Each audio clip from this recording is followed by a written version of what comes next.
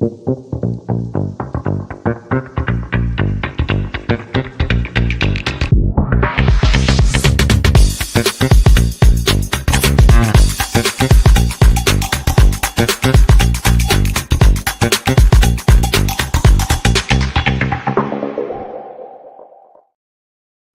may live over 5,000 miles from Lincoln Financial Field, but what we lack in proximity, we make up for in film study. And each and every week, we'll be bringing you in-depth film breakdowns from across the pond and the Sooner State. Welcome to On the Shane page. I am your host, Shane Haff. You can follow me on Twitter at ShaneHaffNFL. You can also joined by BGN's own film guru, Jonny Page, coming to us from his new podcast studio here. Give him a follow on Twitter at JohnnyPage9. Jonny, how are you doing?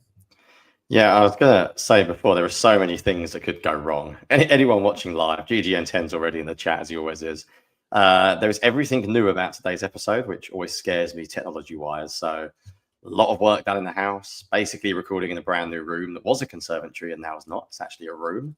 We're trying to figure out how I can make this like a little work area. My wife is very pregnant. That's changed. I'm in a new room. I think it may be more echoey. So whether I'll record here long term or not, we will find out. I probably need to play around with the microphone settings as well. So as always, a little bit of feedback. Anyone listening, if it does sound worse, apologies for today. I will try to get it fixed at some point, but I don't know ways I can solve echo. But it is like a cross between like an actual room in the house and still a little bit of something different. So yeah, everything feels like change. New laptop, as I said, new everything. So we'll see how today goes. We've had a lot of requests for this episode actually, so we're going to do it as a Patreon episode only. But we decided basically we're going to do something else for Patreon this week. On Thursday. So spoiler alert, if you're not on the Patreon, there'll be something dropping new on Thursday that I think will be pretty cool. So today we're going to do something that we did in the off season. Was it last off season? Yeah, and sort of go through the Eagles roster and see how we did with our rankings as well. I forgot to mention the other thing that will go wrong is they are brand new lights that have been installed around me in this room. And I need an electrician to come and look at them because they are still playing up. So if at some point I just start flashing like I'm in a rave or I just suddenly descend into darkness, that is because the lights have also gone down as well. So, you know, yeah. New lights, new microphone, new laptop, everything else. And also, Eagles Super Bowl shirt on, which has finally arrived just today. So, Super Bowl champions wearing the Super Bowl shirt as well, which I've just got. So, except for that, Shane, everything's great. What could possibly go wrong? Well, you did freeze 3 different times while you were talking there, so hopefully that smooths out. Yeah, people watching on laptop, it might just be that it's just going to be a nightmare for the connectivity today. Luckily, you don't tune in to watch them. There'll be something on the screen, so you can stop staring at me freezing anyway. As long as the sound quality is all right, I'll worry about that more today.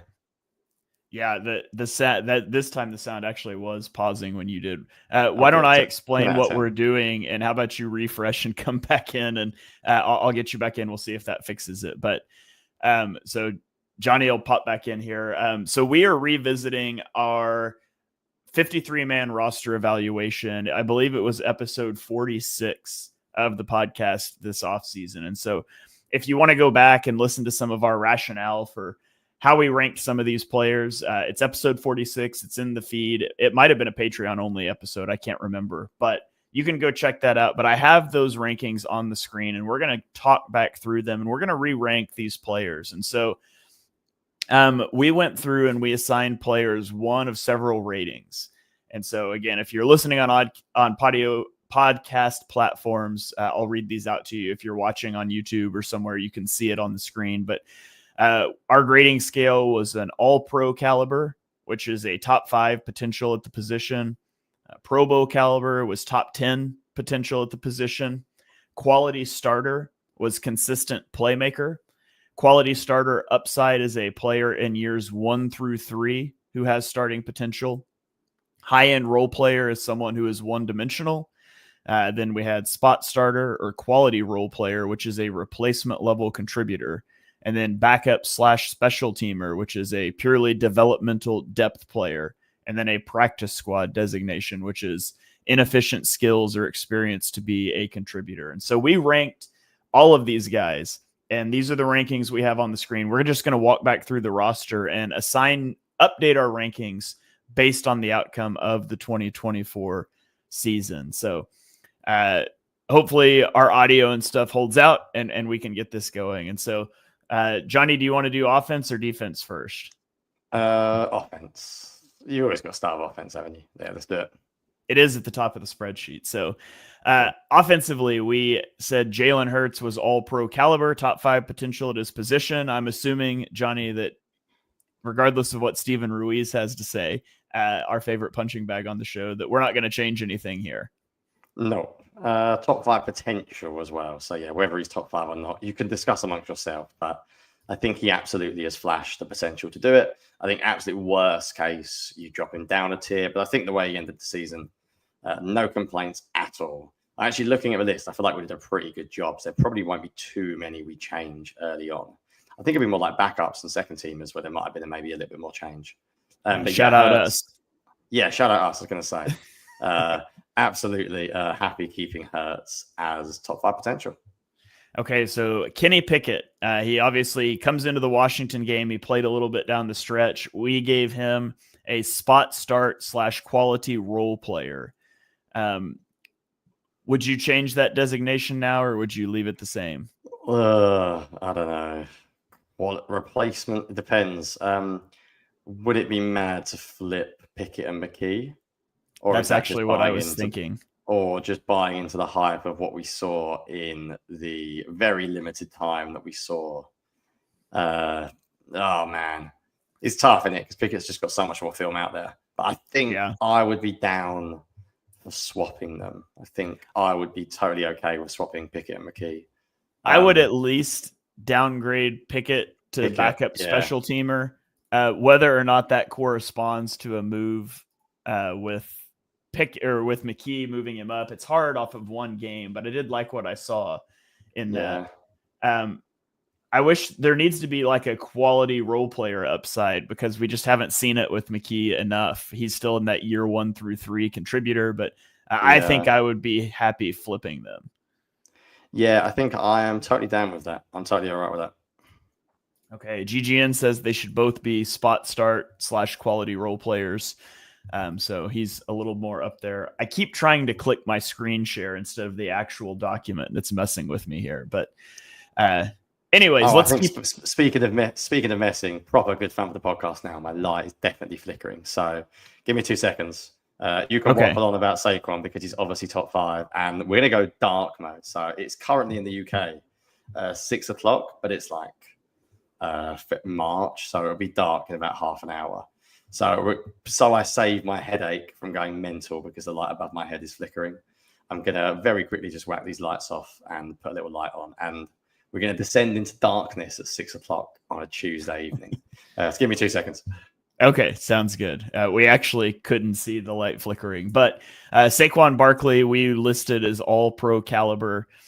And there's obviously we're not going to change that. He's not top 5 at the position. He's top 1 at the position. And so Saquon definitely stays as all pro caliber. Jonny, the funny thing is that your screen actually looks about the same because this must be the best lamp in the world next to me. To be fair, that lamp was the only light we had. Anyway, I must admit, I did not hear anything you said, but I'm guessing you said Saquon Barkley's very good at football, and we would leave him top 5. Anything I missed? We probably need to have a new scale because he's like top 1, not top 5. It feels disrespectful to call him top 5 at this point, but yeah, for sure. Yeah. The interesting discussion, I guess, is we had Gainwell and Shipley ranked the same as a high-end role player. Oh, that's a tough one. Does Gainwell have quality starter upside? I think Gainwell was good, man. I feel sorry for Gainwell. I feel like he's the punching bag of Eagles Twitter sometimes. It'd be really interesting, actually, if someone pays him a little bit more. Tough. I maybe would keep Gainwell the same. I don't know about you, but I'm very unconvinced on Shipley still. Did Shipley do enough? And I know people can say he was a rookie, but running backs normally provide early, and he didn't really get close to taking any reps over Gainwell, realistically. I find it hard to rank Gainwell and Shipley the same. So I think one's got to go down or one's got to go up, is my personal opinion. I think I would leave Gainwell as a high-end role player. I think he's got the potential to be a quality starter. We just haven't really seen it a lot. And it wouldn't surprise me if he goes somewhere next year and is a decent back, but I still just don't feel like he's ever like going to be a feature back. I think he's always going to be a role player wherever he's at. Now that role should probably be larger than it was in Philly, but that's what happens when you have Saquon. As for Shipley, I think maybe you bump him down to like spot start quality role player instead of calling him a high end role player unless he proves something more this year. So I think I would downgrade Shipley and leave Gainwell where he's at. Yep, I am perfectly in agreement with that. I think it's just hard to look at them as the same caliber. We'll do a little bit of a free agency preview here, but I must admit, Gainwell was one of the ones that I'm really intrigued to see how the league views him. Because he flashes every so often that makes you think he could be more than he is with the Eagles. He's just not going to get the chance, is he? To play a great deal here. But the Eagles do need a running back that can handle the load, because I think Saquon played basically without any real problems this year, injury-wise. And the odds are they're probably not going to want him to carry as much next year. So running back 2 does matter because his team runs the ball a lot and you are going to get snaps. And yeah, I just haven't seen anywhere near enough from Shipley yet. So I'm perfectly fine with moving Kenny up above Shipley.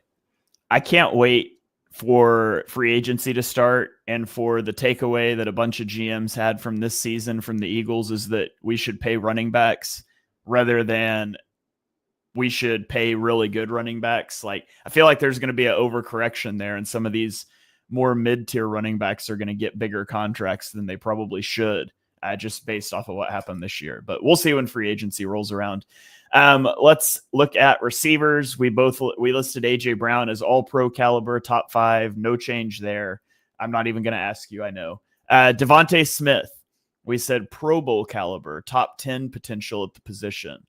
Yeah. How do you feel about Devontae Smith? Does he stay there? No, do you slot him in as quality starter?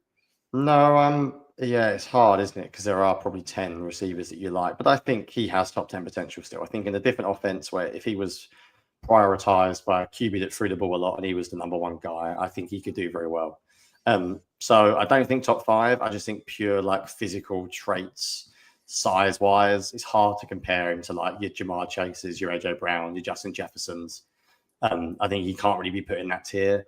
But I'm okay with both of them. I must admit, it's the other receivers that I have more of a problem with, maybe where we've listed them than those guys. Yeah, so Jahan Dotson, we gave quality starter upside, which he would no longer qualify for because he's not a year 1 through 3 player. And I think you probably bump him down to say he is either a high-end role player or a quality role player. I would go high-end role player. I still think he's more of a replacement level contributor. I know he didn't show it with the Eagles, but I just think so much of that is situational. I think the Britton Covey, I'm just going to leave because we didn't really see him. I think Johnny Wilson's the interesting one. I don't know, man. Bump him down. Does he go to spot start or does he go to pure backup? Is there a role for pure backup? I think it's pure backup. It's when you watch him run a comeback route and the cornerback's just all over him. I just don't know if he has enough vertical juice to make it work. I mean, I guess we should include Anaya Smith here. He was on IR at the start of the year. He is also very clearly practice squad than we've seen. Yeah, it's weird. It's such an elite offense. If they could add a wide receiver 3 with legitimate juice, you can't help but feel like the offense could go up another gear. But also the way they play offense, it's just so hard to get or make it worth the investment of having a really, really good wide receiver 3. So it's tough.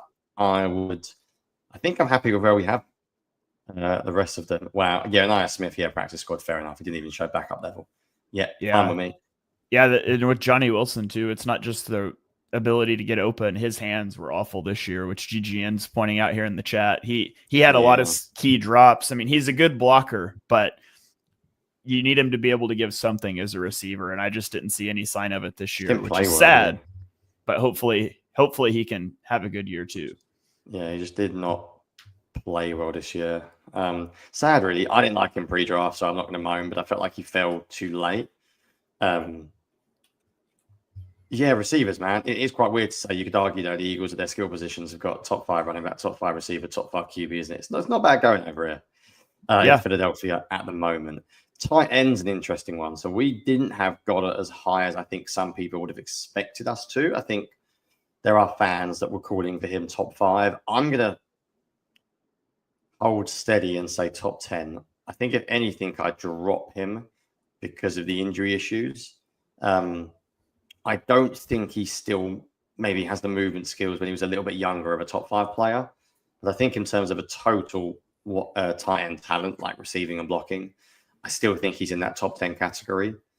Any disagreements? I think he's closer to top 5 potential, but it's hard for me to put him there because of his availability over. Like he's missed a lot of games over the last few years, and depends on how you want to factor that in. But I just think like it's kind of rare for a tight end, and I've been watching tight end film for the draft, and so it's fresh on my mind. Shane hates tight ends right now. So Shane's got it top 3. Shane hates everyone at tight end. Yeah, I love it.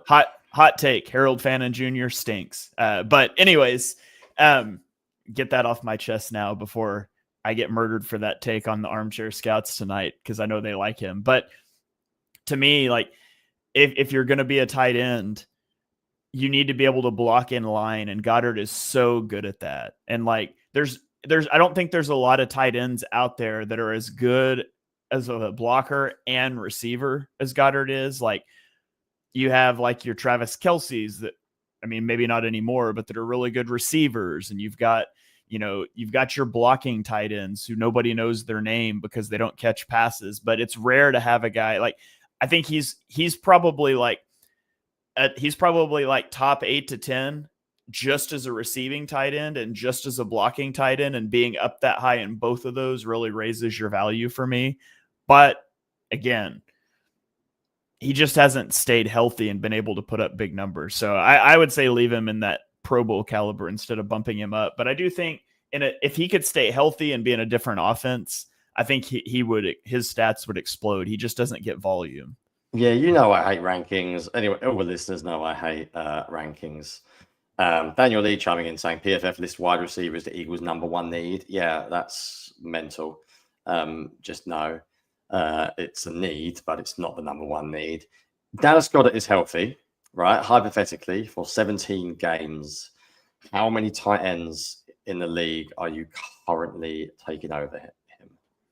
And I'm frantically Googling now my Kittle rankings. Kittle, I'm not taking Travis Kelce. Absolutely not. No. So the Chiefs aren't even taking Travis Kelce over Noah Brown. Yeah, I don't even know if the Chiefs want Noah Gray. Sorry, Kelce. Wrong Noah. Kittle, Laporta. Yeah, I'm taking Laporta. I'm taking Trey McBride. Absolutely. Yeah, I should have already Googled this question so I could have a list of tight ends in front of me before I just casually mentioned it on the podcast. Brock Bowers, absolutely. Let's go through a few others that I've got. I'm looking at a list before the season. No way Kelce anymore. Kittle, definitely. McBride, definitely. Laporta, definitely. I'm probably taking TJ Hockenson over him as well. I think not taking Engram, not taking Kincaid, not taking Ferguson. I'm taking McBride. Definitely not taking Kyle Pitts. Do you know what? He might be close to top 5, isn't he? Just because of how bad the current landscape at tight end is. Yeah. Brock Bowers is awesome. Kittle is awesome. I don't know. I'll leave it to you. Have I actually named 5 better than him? Kittle, McBride, Bowers, Laporta, Hockenson, Bowers. Is that it? Is he 6? Maybe like Isaiah Likely in that mix a little bit. No, Isaiah Likely's not better than Dallas Goedert. Get out of there. He's healthy though. Yeah, I'm all right. I'm saying hypothetically he's healthy. Oh yeah, that's right. Okay. Yeah, he's probably if there was like a close, 4 I still think he's 8. In the top 10 potential. Yeah, even Hawkinson's the GTN say I don't know. Yeah, it's close, but then I also think you got guys like Jake Ferguson that are really good. Yeah. Who's the Browns guy who's really good when the quarterback can play, and Njoku. It's tough. That tight end position is really poor, isn't it? Outside of Bowers and Laporta, there's not a great deal of elite receiving talent that comes through the position these days. I'm happy leaving him top 10. You're the man on the spreadsheet, so if you want to change him, be my guest. We'll just leave him. We'll leave him there. Yeah, and then Calcaterra and Albert O. Do you know what? I'm really mean about Calcaterra. But is he bumped up enough to be a spot starter, replacement level? I think Red's a bit harsh, so. and I think he's done enough. He might be a terrible blocker, but as far as backups go, I think he's like okay. And Albert O, I don't know, that doesn't exist. Yeah, Albert O's practice squad. Yeah, I think nothing else at tight end. I'm down for that. Yeah, Calcaterra, if you don't want your tight end to ever block and just want him to run routes, he's quality at that. He's a quality receiver, so I agree with bumping him up a little. But I agree with GGN that Calcaterra needs an upgrade. Would love to have a different tight end too this next year. But let's get on to the offensive line, where we said Jordan Mailata was Pro Bowl caliber. Feels safe to me to bump that up to all pro. What's all pro, baby? PFF's number one offensive lineman, which I do think that's a little crazy, but it's wrong. Like, just watch the Eagles every week, and Lane Johnson's better, but Lane Johnson's better than everyone else, so of course he would be. Yeah. Yeah, Mailata definitely top 5. Landon Dickerson, we had all pro. I would maybe downgrade him to like Pro Bowl caliber. I didn't watch. I guess it depends. This year. It depends. Yeah. Are we saying top 10 at left guard or top 10 offensive guards? That's what's tricky. He's definitely in the top third of starting left guards. But if you look at like the interior as a whole or just guards, I would probably bump him down to like Pro Bowl caliber. Yeah, I tell you, I mean, I'm also basing it on it's not just a ranking exercise. It's sort of like when I watch, like, do I think I'm watching the best of the best at their position? And I have to be fully honest, there was too many times this year when I watched Landon Dickerson when I didn't see the best of the best, in my opinion. Like, whereas when I watched Mailata and Lane Johnson, I'm like, yeah, they are at a level. I think there was maybe a few too many issues at times with picking up stunts. Yeah, GGN's like, I don't know enough about guard play. Like, yeah, I'm the same. Like, Christ, I don't watch every other guard around the league. All I can say is from a gut feeling, I didn't watch him this year and think he was top. But as Daniel Lee said, he clearly was not healthy this year. Yeah. To prevent egg on our face, let's leave him a top 5 potential and mention injuries. But I think if he played like he did exactly the same next year, I would drop him down personally. Okay. That's fair. Cam Jurgens, we had quality starter upside. I would bump him up to a quality starter, I think. Yeah, I don't think Pro Bowl caliber yet. And I'd also bump up, while we're on the matter, I would bump up Becton all the way to quality starter as well. Same. People are not as high on Becton as I am. But I think he is a starter. I think you'd be hard pressed to say a team is not going to play him starting money this year, whether that's the Eagles or whether that's someone else. I think the odds of him not being paid. In fact, my BGM review was published today on Becton as well.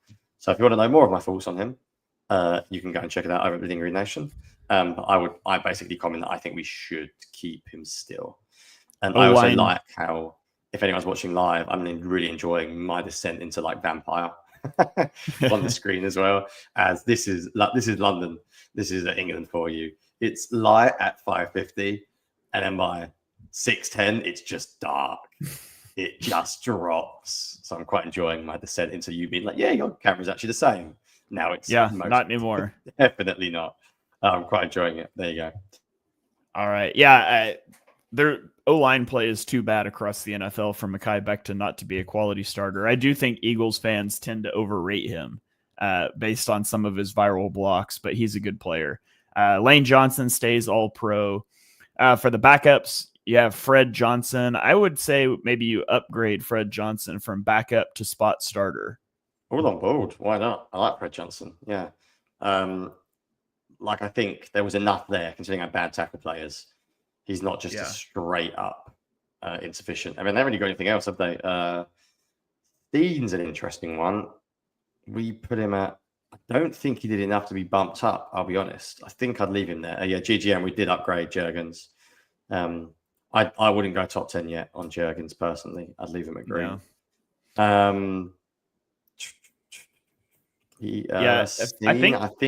think I'd leave him there, to be honest with you. I don't think I saw enough. Agreed.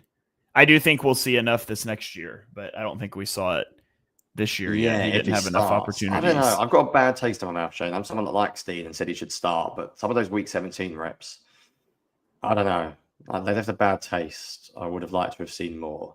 Anyway, and Kennard, who the hell cares? Yeah, nothing. Yeah, Kennard and Keegan just didn't see really, so we'll leave them as backups.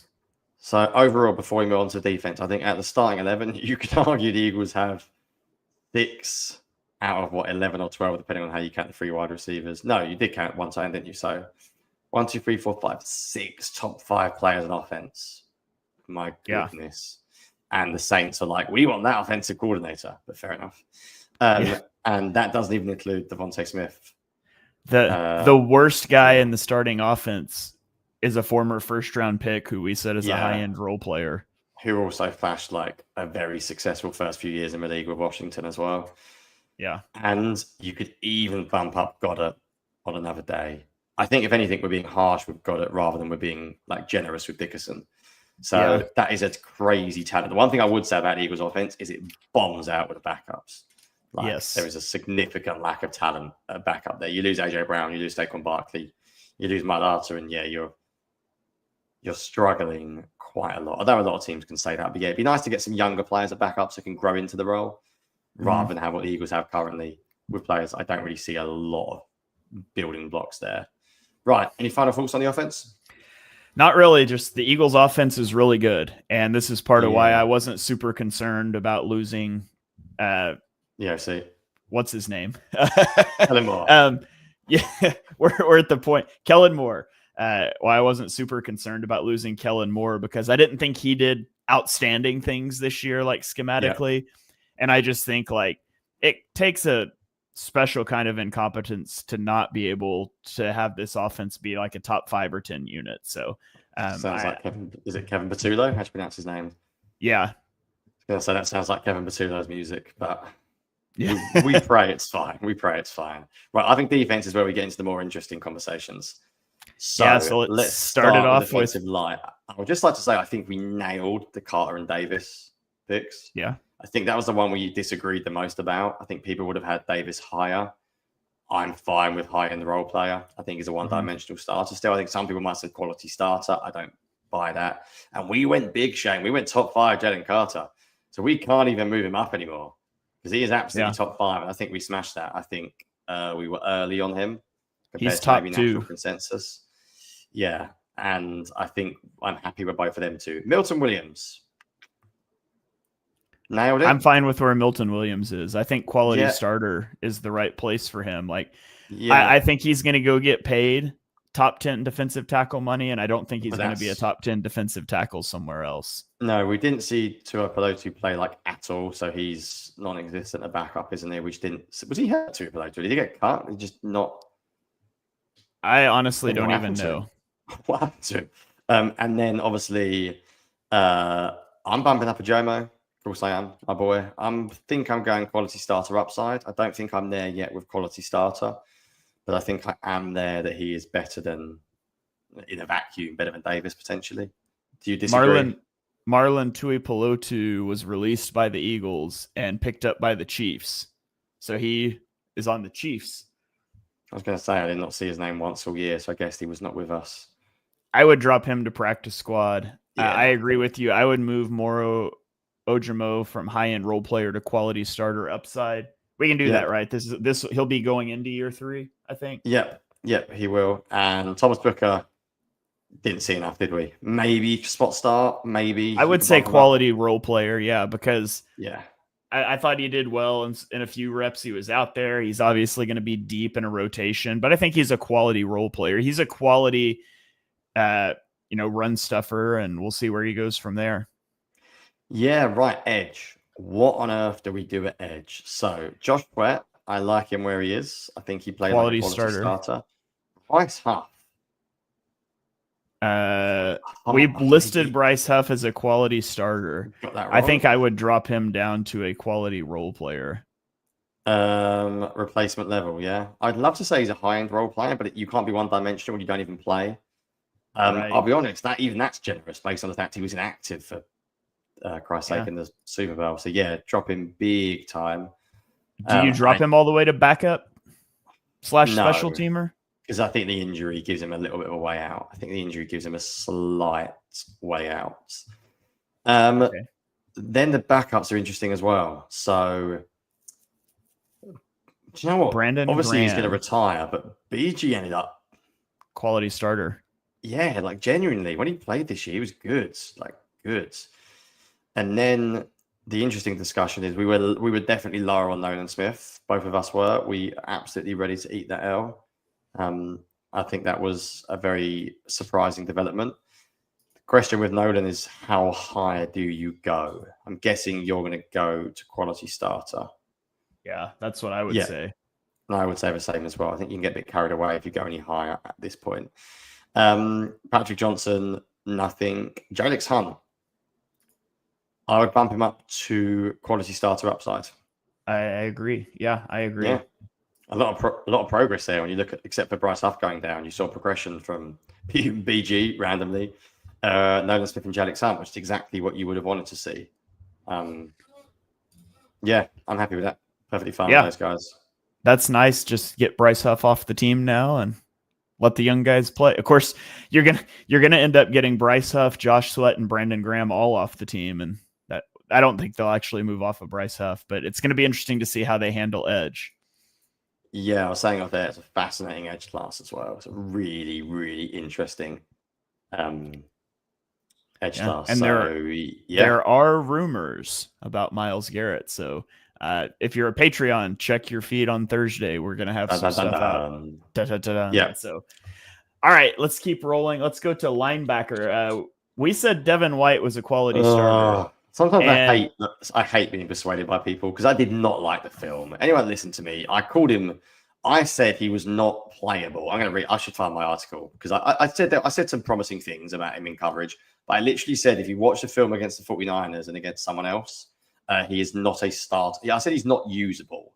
And then I still gave him a quality starter because people told me he was better than he was, and the contract got to me, and I felt the Eagles had played him.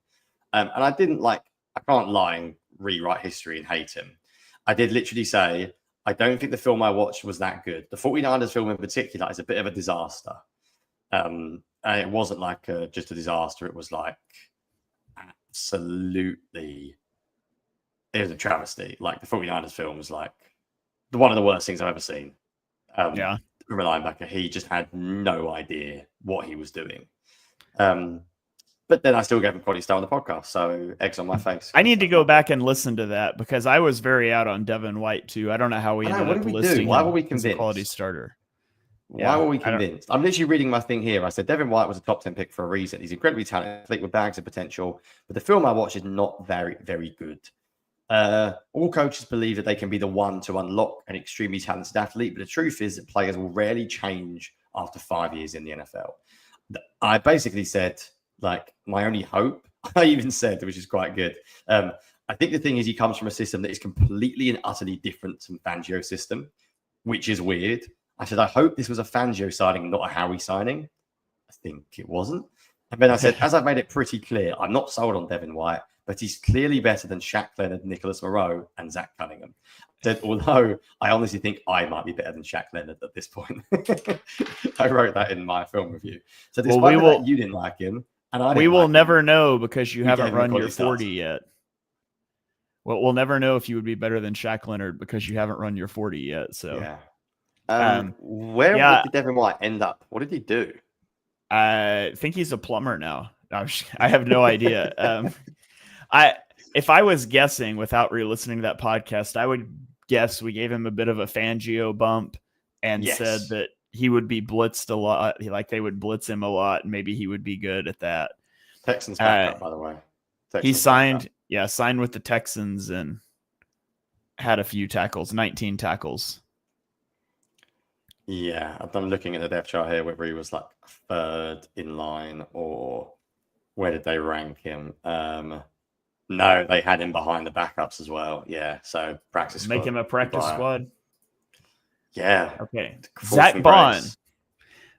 We listed as a spot starter / quality role player. Like you can't say anything but all pro, right? Yeah, top 5, baby. I mean, defensive player of the year votes. About to get one of the biggest contracts at linebacker the NFL was seeing with the Eagles. Yes, speak it into existence. There we go. So, yeah, nothing else to say about Zach Bond. I've said too much already. The backups are interesting. Having the Kobe Dean, Jeremiah Trotter, and Ben Van Sumer at the same level feels weird, doesn't it? Dean jumped up to quality starter. Question for Dean: Are we factoring in that injury because he did pop up to quality starter? Okay, let's just do how he plays. Like, I'll be honest, his career might be over, Shane. Like, I don't even know if he's ever going to return to that. I hate talking about the Kobe Dean's injury because it upsets me because he was such a good player this year. Same. And if you're factoring in the injury, I'm really skeptical about him coming back, but he deserves that bump to quality starter. A couple of comments as well. Krabby, sorry, you are late. This is entirely my fault. I didn't tweet this out. Krabby, number one, get in the Patreon and you won't be late. That's what I'm going to say because I tag everyone and make them know. And also, it's my fault because English football fans, Arsenal play a massive game this evening and we couldn't do Wednesday, so we're here early today. Trot that high. GGM, we were basing that on some college film. Did Trotter do anything to go down? I mean, let's drop him because it seems too high to a high-end role player. Maybe drop Ben Van Sumer, but put Ben Van Sumer as a quality fullback instead. Yeah, because Ben Van Sumer was actually good at fullback. Let's see. Hold on. Stand by. Yeah, I'm gonna let's move Ben Van Sumer into fullback. Green. And make him green. You've now completely ruined the grading scale, by the way. So you just copy and paste it up, or there's just a horrible gap. YOCD's kicking in. Love it. Yeah.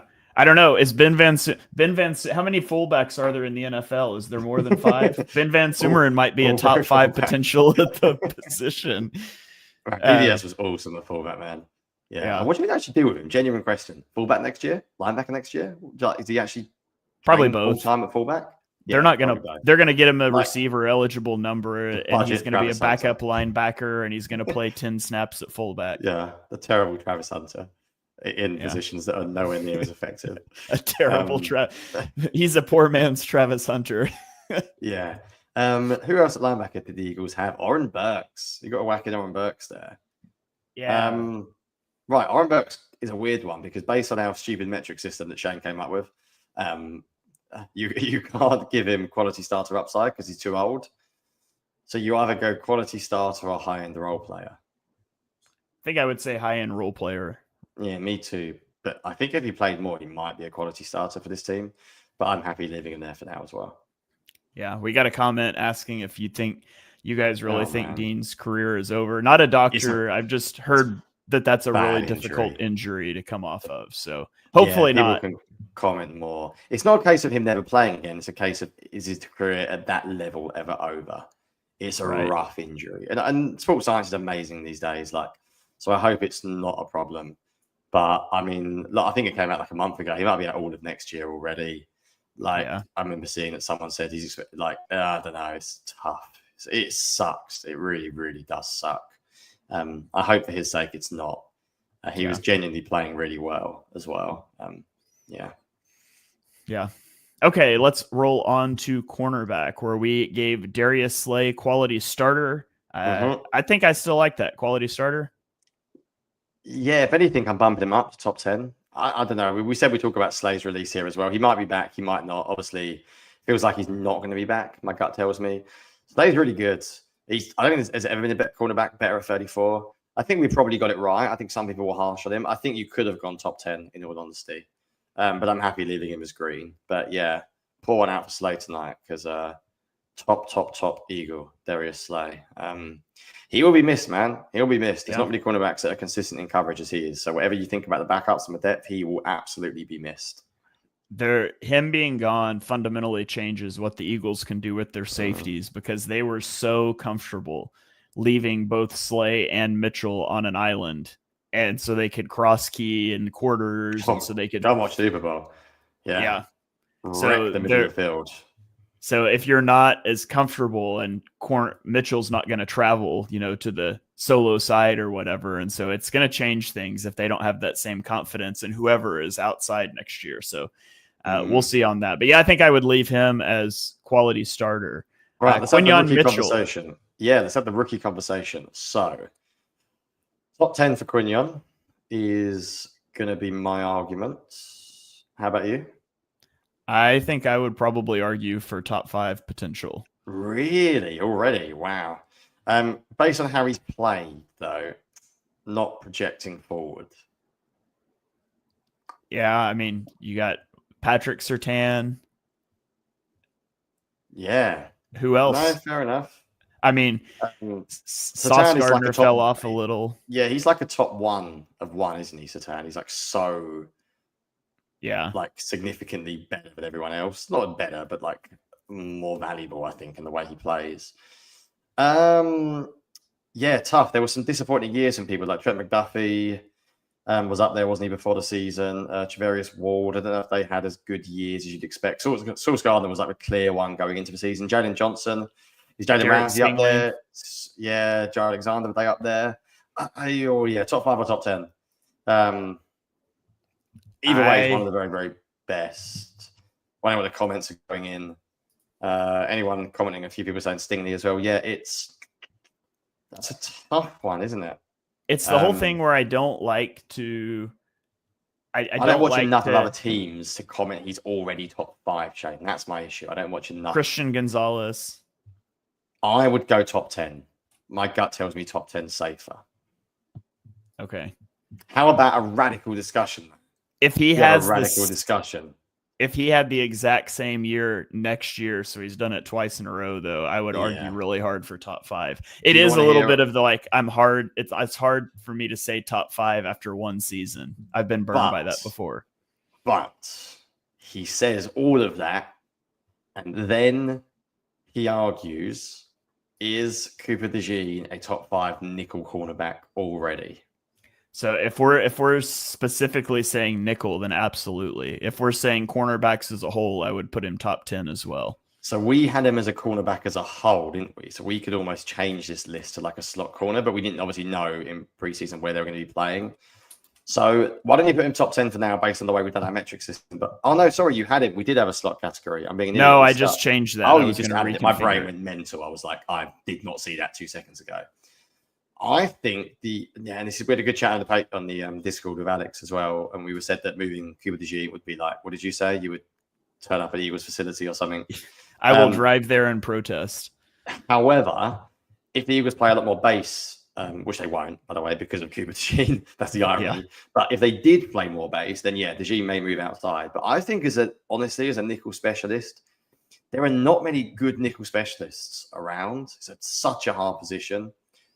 I think he is top 5, but if you're going to add him as a normal quarterback, to be honest, as a normal quarterback, he might only be quality starter. I think if you're going for nickel only, he's the best nickel corner in the league. I feel very comfortable saying that already. And that's mental, isn't it?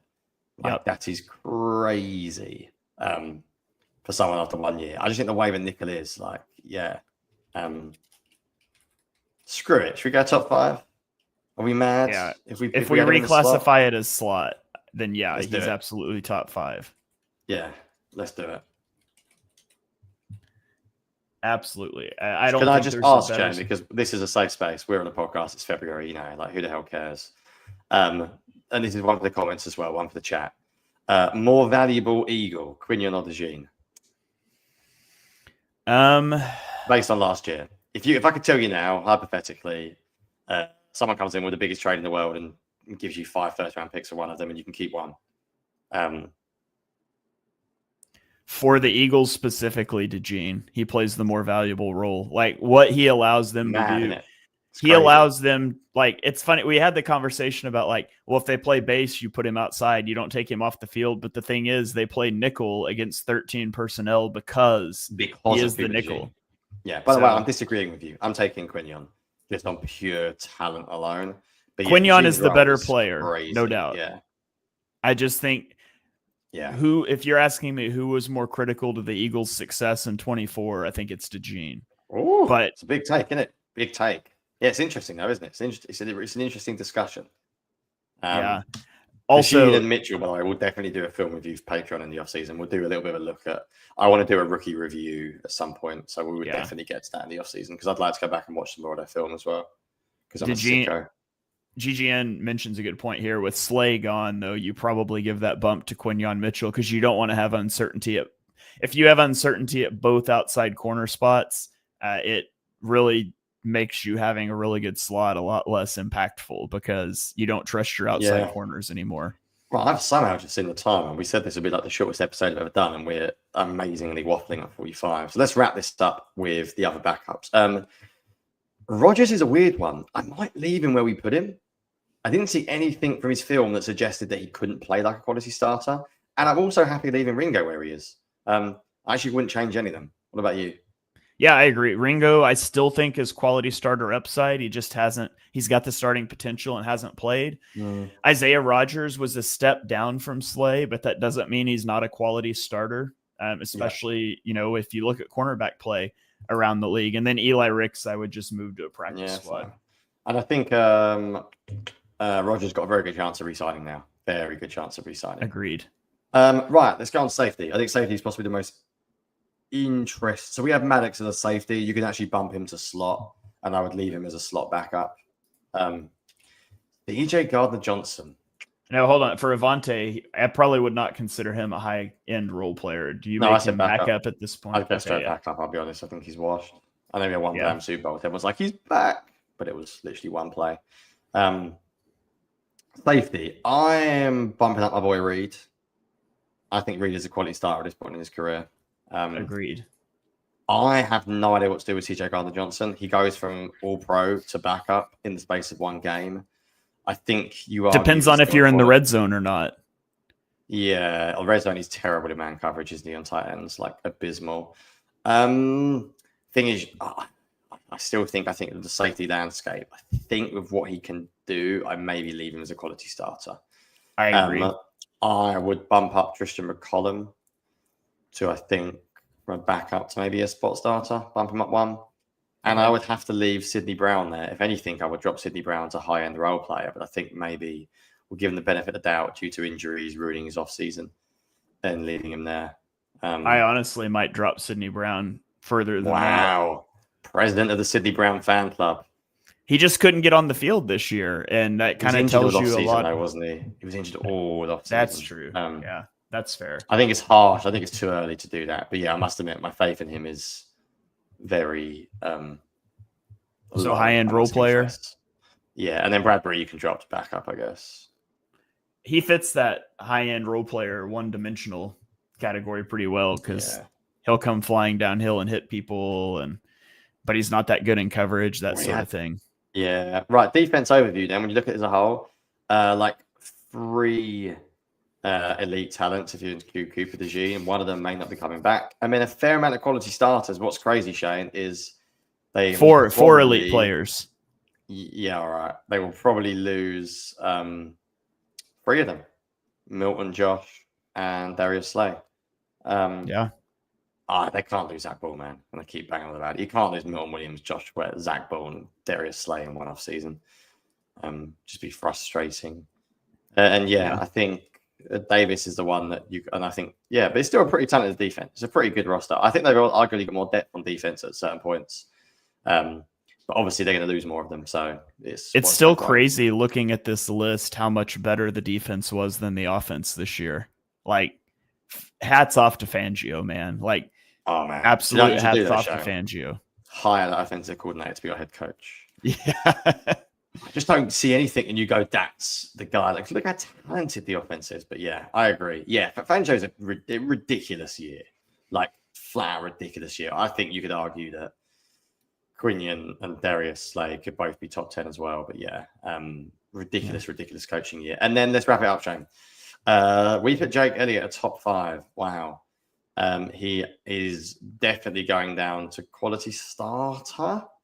I think so, yeah. I don't think the Eagles will upgrade him. I think they'll leave it be for now because of his Super Bowl. Although there are reports that he was kicking through an injury this year. Well, that must admit, Shane, off-season trope, everyone's injured when they're bad. Yeah, that's true. Every player's hurt. Everyone's injured.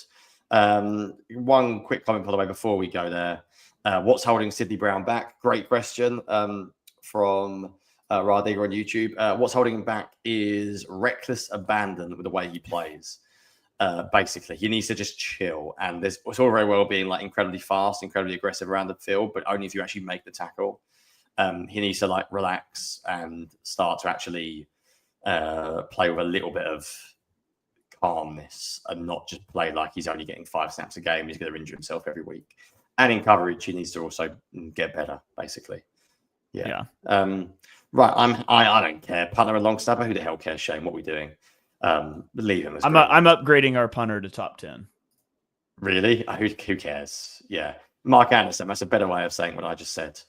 Game has to slow down for him. Yeah. Everything is so quick. No finesse. Yeah.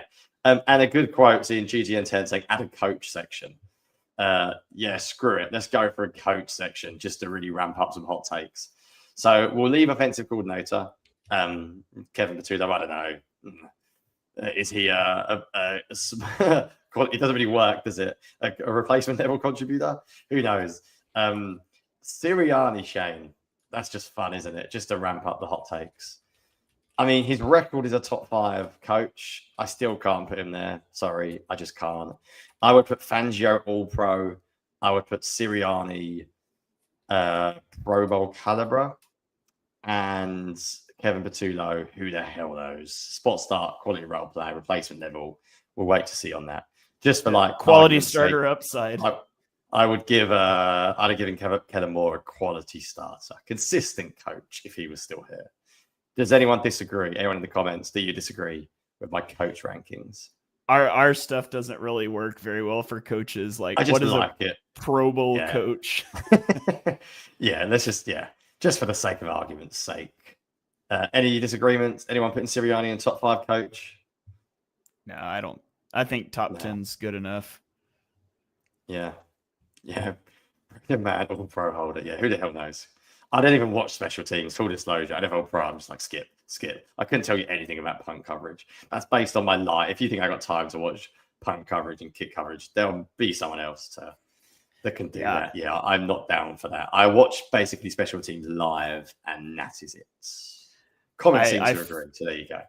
I filter by Jalen Hurts on the field and then whoever the opposing quarterback is on the field, so I don't have to watch special teams. Yeah.